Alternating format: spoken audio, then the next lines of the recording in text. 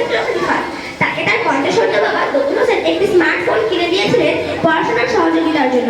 কিন্তু সেই মোবাইলে অতিরিক্ত আসক্তির কারণে ছেলের কাছ থেকে মোবাইলটি নিয়ে যাওয়ায় নামাজরত পিতা দবির হোসেনকে এলোপাথারি ছুরিকাঘাত করে হত্যা করে পুত্র রিফাত। সূত্র দেশ টিভি নিউজ।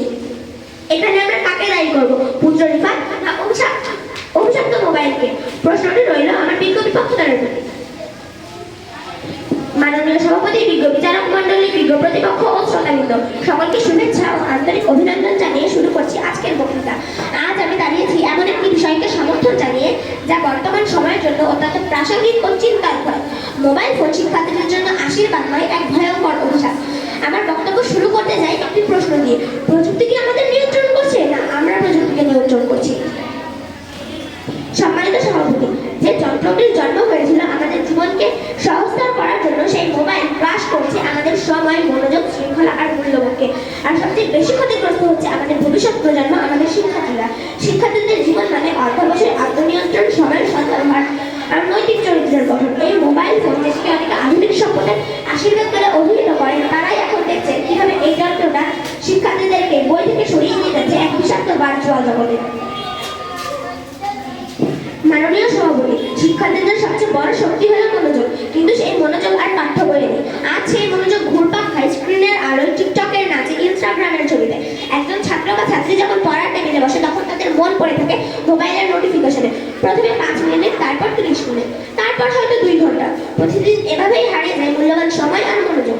তারা বইয়ের থেকে বেশি সময় কাটায় মোবাইলের ফ্রি ফায়ার ও পাবজি গেম খেলে, অনলাইন চ্যাটে, ইউটিউবের ভিডিওতে।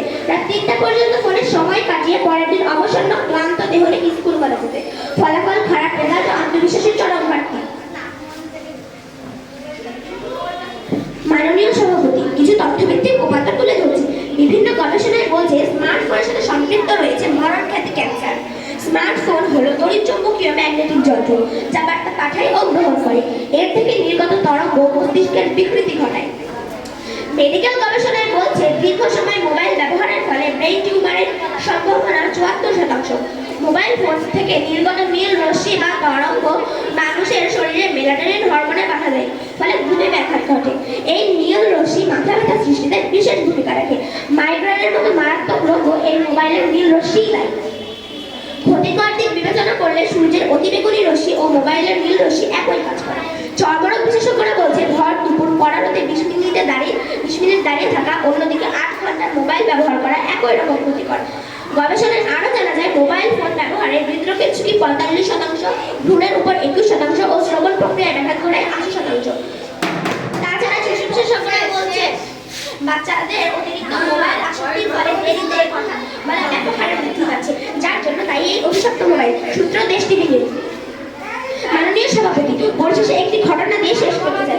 পিরোজপুরের রেখারাবাজার শেখারহাট কলেজের একাদশ শ্রেণীর ছাত্রী দীপা বাইরে ধরেছিল একটি ভালো স্মার্টফোন কিনে দেওয়ার জন্য, কিন্তু গরিব বাবা মা তার সেই ফোনটি কিনে দিতে না পারায় আত্মহত্যা করে মারা যায়। সূত্র